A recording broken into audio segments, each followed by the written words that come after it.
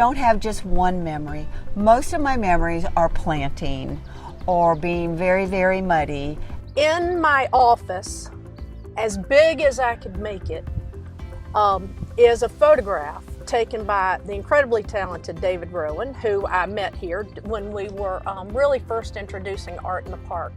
He took a picture of my son Graham in the creek on a rock, and Graham in the picture is like this big, and it's just blown up in the background, and I love it.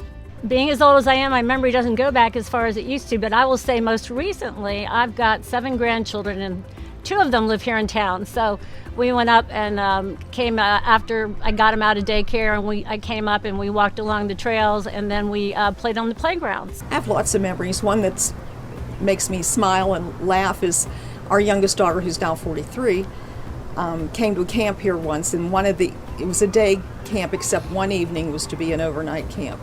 And of course, I got the call late evening, well into the night, that she just wasn't going to make it overnight. And that just made me giggle because she was so excited to participate in that. And she did during the day.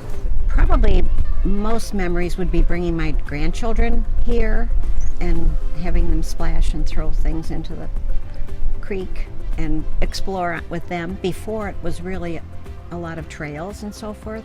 Sometimes when I see like 4,000 people at the Butterfly Festival, brings a tear to my eye because we have come a long way in 30 years.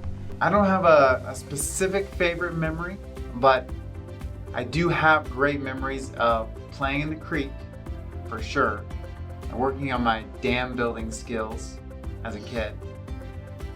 And then also I have great memories of playing capture the flag at camp and just running around the little center area, booking it, trying to attack people out of jail, and just dashing around between the trees. It was always super fun.